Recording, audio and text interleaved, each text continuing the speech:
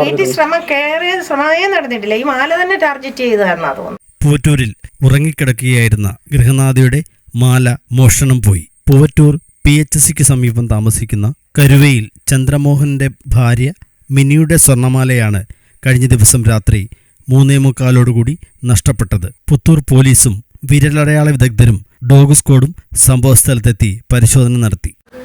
3:15 കാണും ഏകദേശം. വല്ല നമ്മൾ അത്ര കൃത്യമായിട്ട് സമയം നോക്കിയ, പക്ഷേ പിന്നെ വെളുപ്പിനെ അവ എനിക്ക് കഴുത്തേൽ ഏതാണ്ട് ഇങ്ങനെ ഒരഞ്ഞതുപോലെ തോന്നി. ഒരു കൈയും കണ്ടു, കൈ ഇങ്ങനെ. അപ്പം ഞാൻ പറഞ്ഞ മാലാണ്. അപ്പം ആദ്യത്തെ ഷോക്ക് ഞാൻ വിചാരിച്ച ഞാൻ സ്വപ്നം കാണുകയാണെന്നാ. അപ്പം എന്നെ ഹസ്ബൻഡ് വിചാരിച്ച സ്വപ്നം കാണുകയെന്നാ. അവിടെയൊക്കെ കാണുമെന്ന് പറഞ്ഞ് നോക്കി. ഞാൻ പറഞ്ഞ അല്ല, എൻ്റെ മാല പോയതാണ് എന്ന് പറഞ്ഞു. പിന്നെ ഞങ്ങൾ അപ്പോഴേ അറിയിച്ചു പോലീസ് സ്റ്റേഷനിൽ. ജനൽ അടച്ച നല്ല കുറ്റിയിട്ടില്ലെങ്കിൽ ജനൽ തുറന്നെടുക്കണ. എനിക്ക് എപ്പോഴും ജനൽ തുറന്ന് ഞങ്ങൾ ഇടുന്നത് ശീലമായി പോയി. എത്രയോ വർഷങ്ങളായിട്ട് അടച്ചു മൂടി കിടക്കുന്ന ഇഷ്ടമാണ്. എപ്പോഴും ജനൽ ഇവിടെ തുറന്നിട്. അങ്ങനെ തുറന്നിട്ടുണ്ട് കിടന്നു. അത് സത്യമാണ്. ഒന്നും മോഷണം പോയിട്ടില്ല ഇതുവരെ വീട്ടിൽ നിന്ന്. അതുകൊണ്ട് അങ്ങനെ ഒരു ഓവർ കോൺഫിഡൻസ് ഉണ്ടായിരുന്നെന്ന് പറയാം. പിന്നെ അത് കഴിഞ്ഞിട്ട് പിന്നെ പോലീസ് വിളിച്ച ഒരു 10 മിനിറ്റിനുള്ളിൽ അവരെത്തി. താലിമാല അതായിരിക്കും ഷോക്കായി. പക്ഷെ താലിയും കിട്ടി, കൊളുത്തും കിട്ടി. വീട്ടിൽ ശ്രമമേ നടന്നിട്ടില്ല. ഈ മാല തന്നെ ടാർഗറ്റ് ചെയ്തതാണെന്നാ തോന്നുന്നത്. ഞങ്ങൾ 4 പേരുണ്ട്. മക്കള് 2, ഞങ്ങൾ 2 ഉണ്ടായിരുന്നു. അവര് അപ്പോഴേ മക്കള് ചാടി വന്നു. പക്ഷെ അവൻ പറഞ്ഞ ഒരാൾ ഓടുന്ന പോലും ശബ്ദം കേട്ടില്ലെന്നോ. പോലീസുകാർ വന്നു. അവർ വന്നിട്ട് നോക്കി. പിന്നെ അത് കഴിഞ്ഞ് അവർ രാവിലെ അങ്ങ് സ്റ്റേഷനിലോട്ട് വന്ന് പരാതി പറയാം. ഇത് കഴുത്തുന്നുണ്ടോ അല്ല, പിറ്റേന്ന് അപ്പുറത്തെ വീട്ടില് ഒരു വന്നു.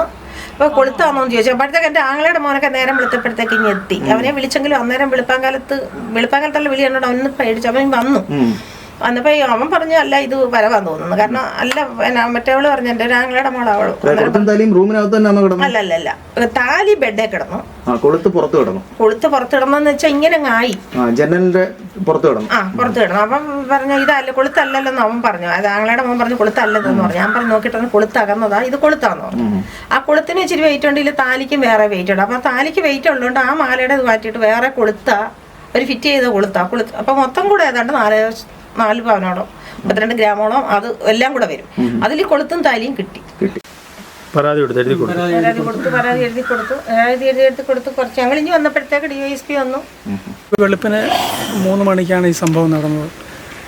ഭാര്യയെ ഞാൻ നിലവിളിക്കുന്ന കേട്ടുകൊണ്ട് ഞാൻ ചാടി എണീക്കുമ്പോൾ മാല നഷ്ടപ്പെട്ടതായിട്ട് പുള്ളിക്കാരി പറഞ്ഞു. അപ്പം ജനലിനടുത്താണ് പുള്ളിക്കാരി കിടന്നത്. എത്രയോ വർഷങ്ങളായിട്ട് ആ ഒരു രീതിയിലാണ് ഞങ്ങൾ തുടർന്ന് പോരുന്നത്. പെട്ടെന്ന് നോക്കിയപ്പോൾ മാല കഴുത്തേലില്ല. അന്വേഷണത്തിൽ പിറ്റേന്ന് വെളുപ്പിനെ മെത്തയിൽ നിന്ന് തന്നെ ഈ താലിയും കൊളുത്ത് വെളിയിലെ ഭാഗത്തുനിന്നും കിട്ടി. ആ ഒരു ഇമ്പ്രൂവ്മെൻ്റ് അക്കാര്യത്തിൽ ഉണ്ടായിട്ടുള്ളൂ. എന്തായാലും കള്ളനെ മാല കൊണ്ടുപോയി എന്നുള്ളത് ഉറപ്പാണ്. ഇത്രയും കാര്യങ്ങളാണ് സംഭവിച്ചത്. പിന്നെ പുത്തൂർ പോലീസ് സ്റ്റേഷനിൽ ഉടൻ തന്നെ ഒട്ടും താമസിക്കാതെ തന്നെ ഞങ്ങൾ അത് ഫോണിൽ വിളിച്ച് പറയുകയും അവർ 10 മിനിറ്റിനുള്ളിൽ തന്നെ വരികയും ചെയ്തു പോലീസുകാർ.